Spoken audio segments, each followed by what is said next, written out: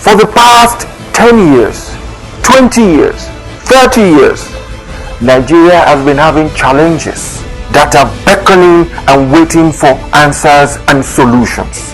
That is why we are bringing to you our program, State of the Nation. And this is going to come up on our flagship program this morning on ITV. I am hereby inviting you to join me, Bola Bakare, your host, on State of the Nation, so that we can hasten the motions that brings national development.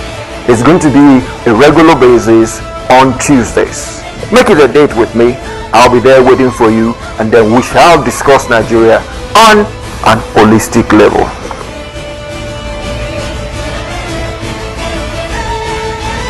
Good morning and welcome to your lofty program, State of the Nation, where we hasten the motions for national development. Like we do say, when it comes to national development, you're part of it too. This morning we shall delve and dwell on a factor that affects us, a factor that makes communication easier, a factor that keeps us off the roads, a factor that makes business move without you moving too much. What am I talking about? I'm talking about communication via the telcos. But lately, the telcos have been flying a kite that's scary to us all.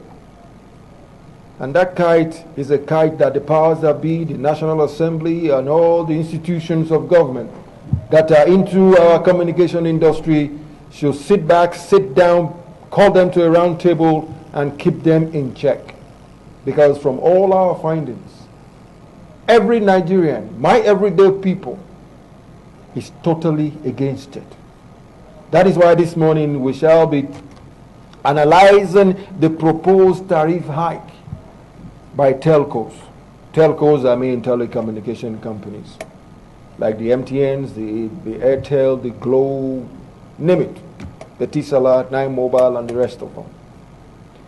And with me in the studio, for us to do justice to this topic, is none other than my amiable friend and brother, Cosmas Uzodima.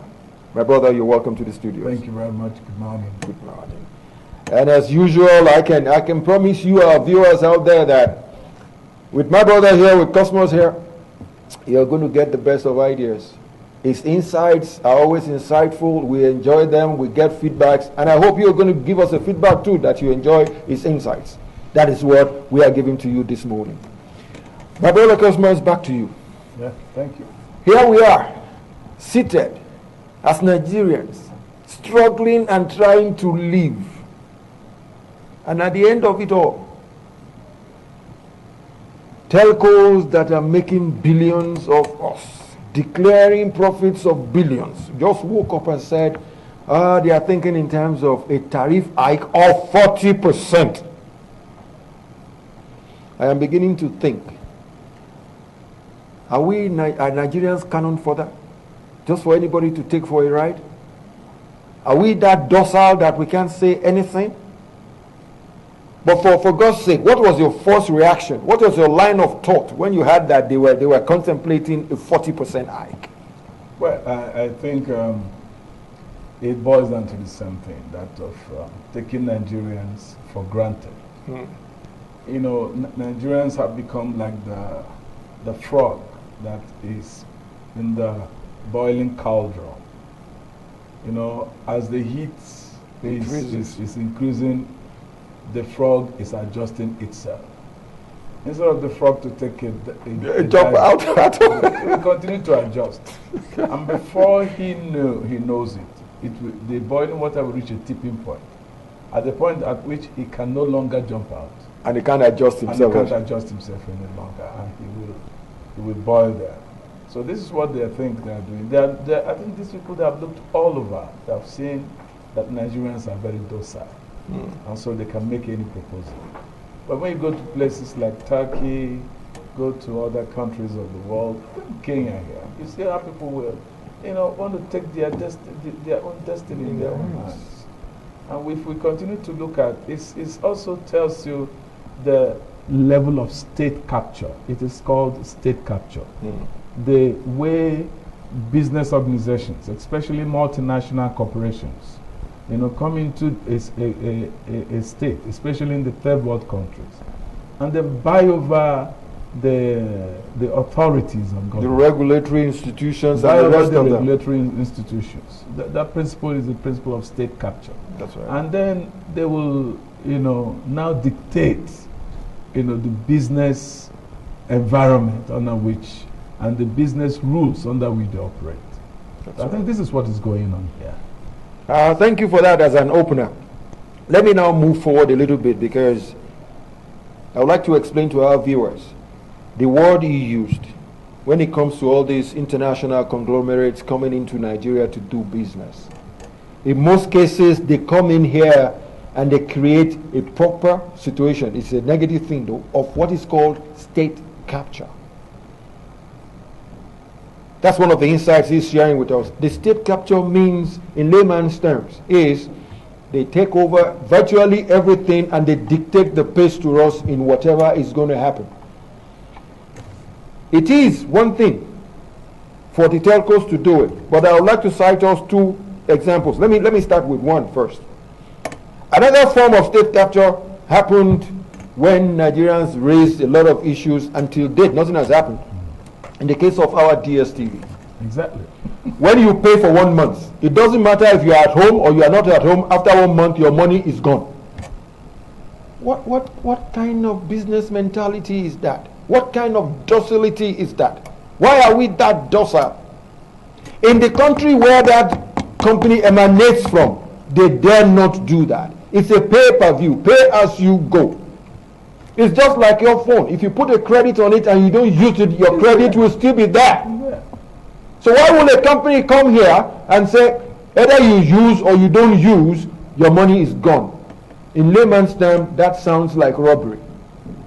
That sounds like a very high-end situation of state capture. Bearing in mind this element of state capture which you have educated us about, why is it that our regulatory institutions, even the National Assembly inclusive, are not doing anything? And if they are doing something, can you please expatiate if you know? Well, everything, people use agencies of government, instrumentalities of government as ways for primitive accumulation of wealth. Mm-hmm. So when you are appointed a chairman of an organization, your villagers come around you and say, it is your turn. To loot. To do what? And so when they say it is your turn, you see, automatically you are not there to make sure that that agency is fully functional, is giving people the proper services, is supposed to deliver to people. Like myself, for 4 days now, I've not had electricity, and my meter got spoiled, and they put me on the normal arbitrary billing. Arbitrary billing.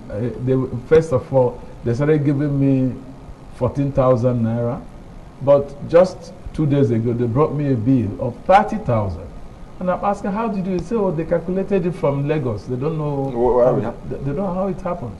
So the issue is that people see government, see these agencies as a place where they go to make money, and they have been told. Maybe they have been told, look, if you allow us increase this thing, if we used to give you 10 million before, if we allow us to increase this thing by 40%, you have more money. And that is why you see how many people are running for president. How many people are doling Don't go there yet. How many people are doling 100 million? That's the issue in a country. So this is the issue we're saying. That is the proper thing. People must go to these agencies when they are appointed is to do the job. The Consumer Protection Society, what have they said? You've heard them say nothing until people like you talk and talk and talk. Then they will come out and do yaga yaga yaga. Just rattle the field a little bit and then go back to their cocoon. Go back to their cocoon. This is the thing. So nobody, I see, it boils down to lack of patriotism. I see that too. People don't make the sacrifices that is needed for the country to move forward. And for the country to move forward, it has to move forward. You are in ITV, you are moving this country forward, needle by needle, here. Those in consumer protection societies do their job. Everybody in your various enclaves, you do your job. By the time you do your job, the progress of the society becomes a coalition of, a coalesce. The other thing we coalesce build into a huge conflagration of development. That's true. But when this is not done, everybody is seeing himself, am I the only one that would be? Everybody is seeing this thing as well. Along those lines, I want you to factor in the element of the National Assembly. It is a different ball game when a man is in charge of a government institution that is regulatory. Yes. And is being told that, hey, you're getting 10 grease, let us do this, it becomes 40. Yeah. Let's now come back to the National Assembly where our laws are being made, amended, and whatever.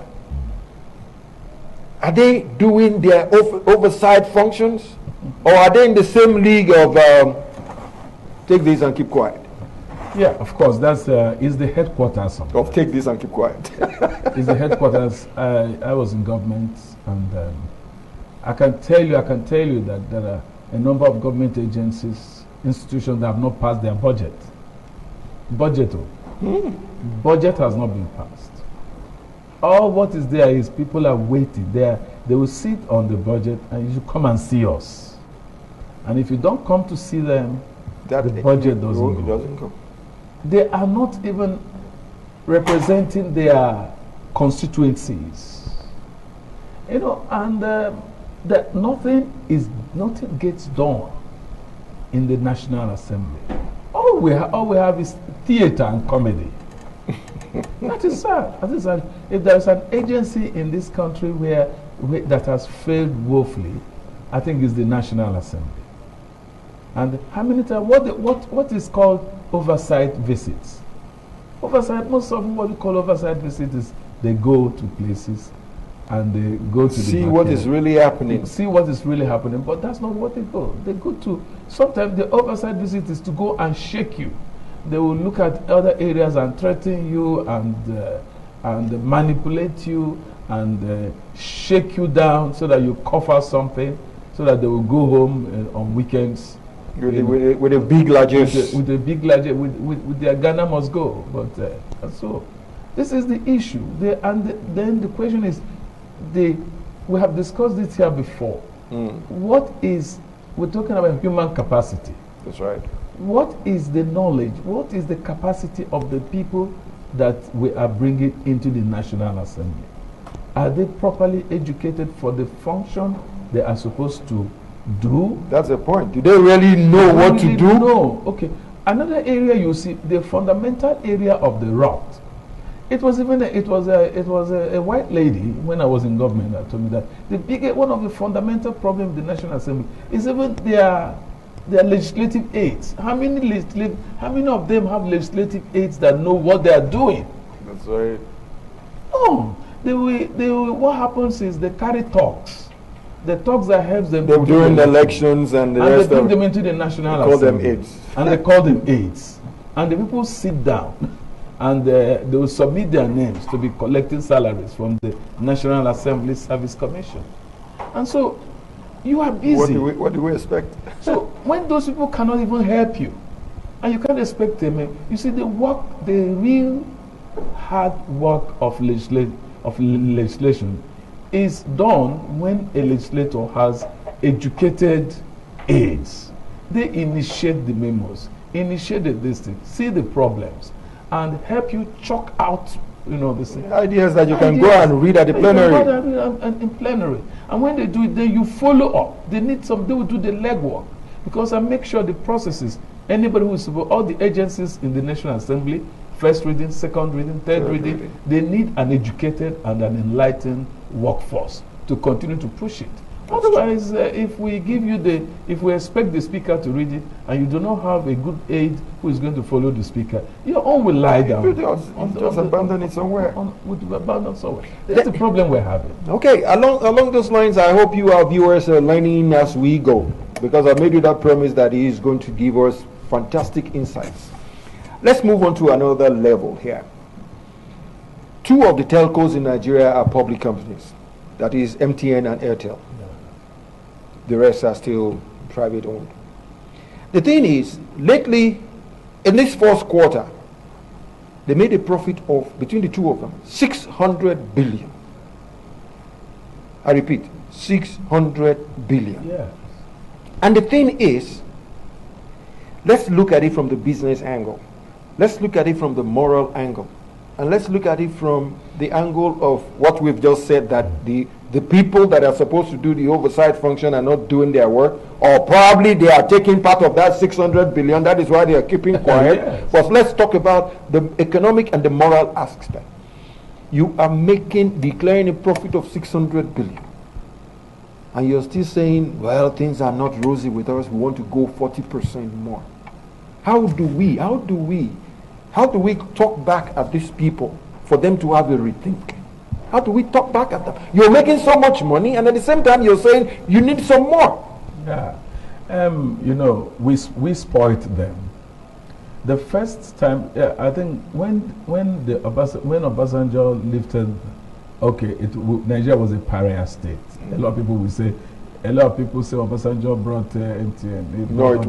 It wasn't Abacha period. It wasn't there. What simply happened was, immediately Nigeria was a pariah state, and they didn't allow people. Many foreign companies refused to come into the country because of the military regime. That's right. So immediately the military regime was over, and democracy came in.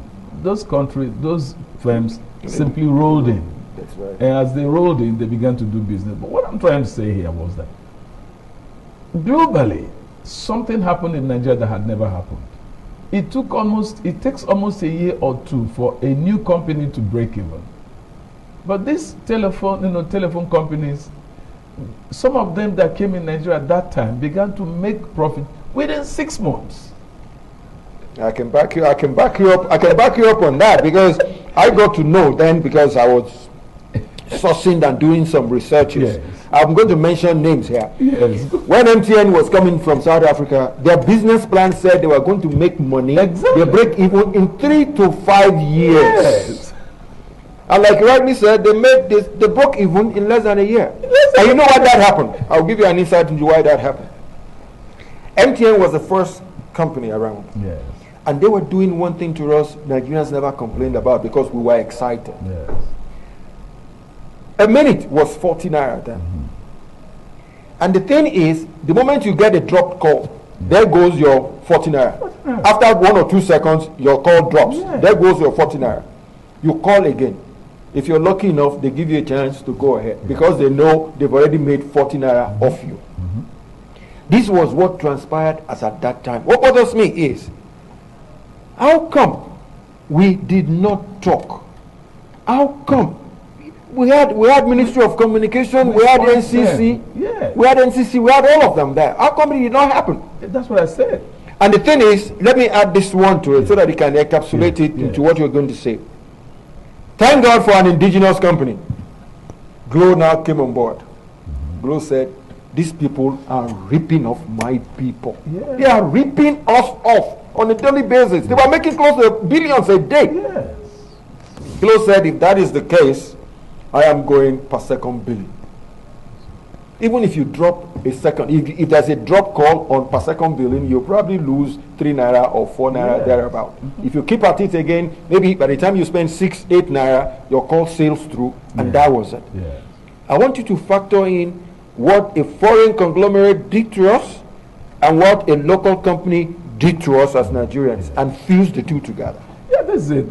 It tells you that, well, first of all, we have to thank Glo, because there are for that high sense of patriotism. Of course, yes. Because there are also other indigenous companies that would have towed the line of the foreign company, and then also continue on that trajectory of rip-off. No, you're right. Yes. Airtel then was Econet. Yes. Econet did the same thing too. They followed the trajectory of MTN. Of MTN. So we must congratulate, we must appreciate and Glo for taking the initiative with But what I keep saying is that the fundamental thing relies on the people. You know, there's something, in Igbo land, when you go to work in the civil service, they will say, Olo Yibo. You know, that is white man's work. Okay. Till today, civil service is seen as Olo Yibo, white man's work. So when you are in public service, you are not working for country. You are working, that Olo Yibo means colonial work. You're working for them. You're working for them. People don't see, so government is still seen as they and us.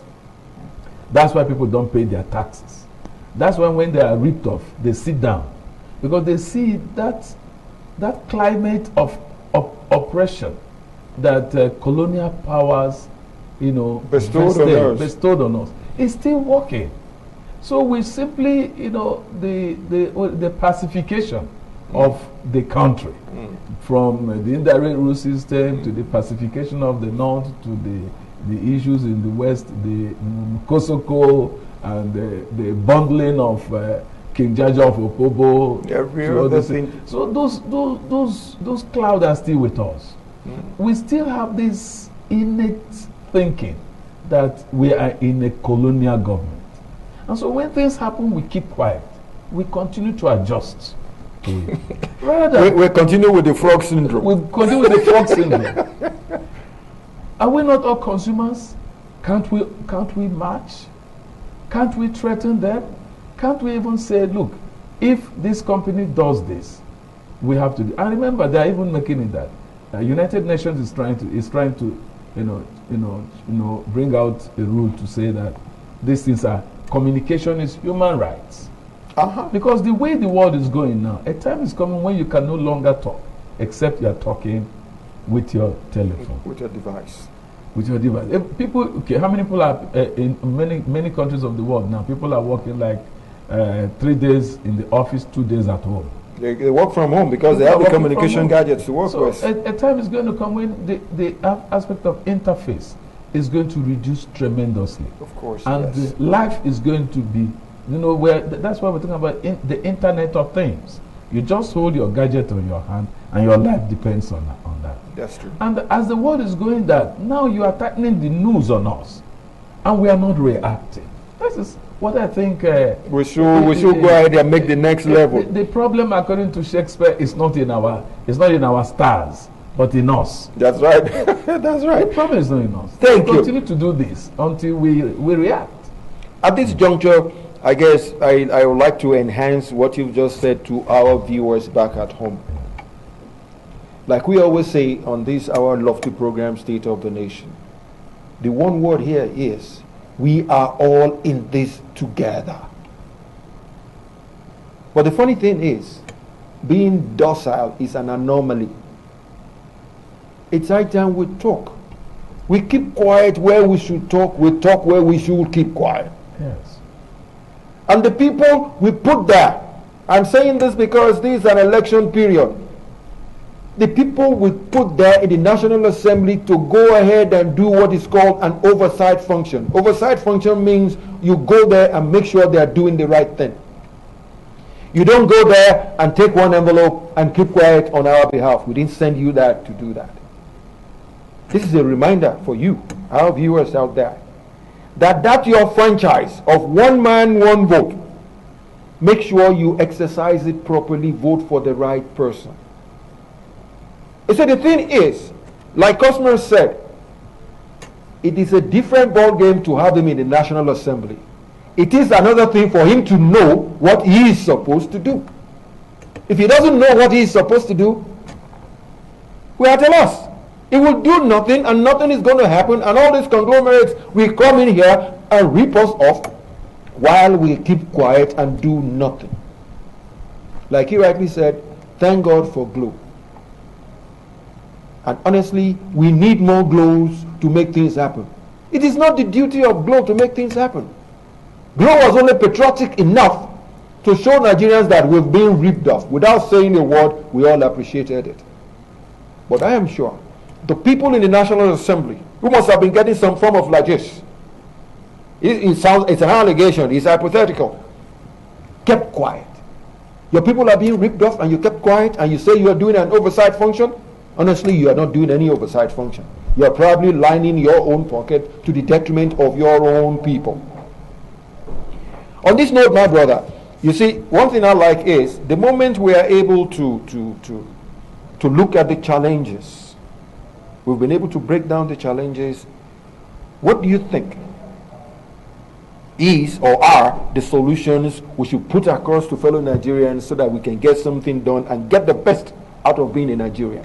Yeah, I think Robert Dahl is a political thinker. He said, when groups are stated, everything is stated. And when I say everything, I mean everything. Our inability, we must start, there should be a... Let me hold you down a little bit. You're going to repeat that for us. Welcome back. Before we went on that commercial break, I was asking my brother Cosmos here that now that we've been able to table the challenges, we've been able to break down all that it entails, we should also be able to come up with solutions of how things can get better. My brother, you can continue on your trajectory of how things can get better. Yeah, like I've said that about groups, the power of groups. Correct. In any political system. There's something called group aggregation and interest articulation. It is totally lacking in our system. This is what how do we get there? This is what moves. How do we get there? People like you and I should, even it's so terrible that even when you do those organizations like student union, they will penetrate them and then infiltrate and diffuse whatever you want to do to become nothing. Become nothing. But otherwise, we're in climes where things work. There ought even have been a consumer society for those who are consuming the products of these telephones, telcos, and there will be conscious people. There will be people who are who have the interests of their consumers at heart. Not people who will come in there, penetrate if there's an election like we do in NFA Football Association. We have 2 groups or 3 groups. We have 2 groups. They'll disintegrate them. But this is the only way things can happen. So that the consumer societies will say, no. They will sit down. We know that once in a while the cost of business goes high and there will be adjustments. But it cannot be 40%. It's so outrageous. It sounds as if we're stupid people. You can even 9%, 7, 10 at most. Because there are other inputs. Maybe if you say electricity is tough or you say fuel, but it's not the only input. What of manpower? Have you increased the salaries by 40%? By 40% and so on and so forth. So even in there's also the need for the kind of people we elect. Because our system, our election system is so clannish. It's skewed. We elect an Igbo man because he's an Igbo man. We elect a Yoruba man because he's a Yoruba man. We go to our villages, we elect them. So when they come, things that generally affect people like cost of living, like cost of material, they don't think that they have a responsibility for that. That's right. So everybody's going is dragging for, give me, locators in my constituencies. A lot of them don't even know that things like abortion, things like human rights. Nobody's talking about that. Like in America today, what's going on now? It's abortion. Those who are pro-choice and those who are anti-choice. And right now they are under primaries. And the Conservative Party are making sure that whoever is a conservative, they are making sure that Rhinos don't go in. That's what those who are called the Republicans in name only.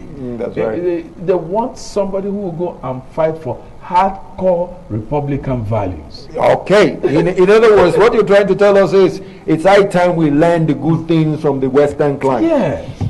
And to you, our viewers out there, the onus is on us all. Yes. The onus is on us all. If we feel uncomfortable with a situation that we pay for, a situation that is your right as a Nigerian, and we are not getting it, I will revert back to the jingle of Ministry of Information. If you see something, say something. If you see something that is against your grain, say something. Have the audacity to challenge the status quo.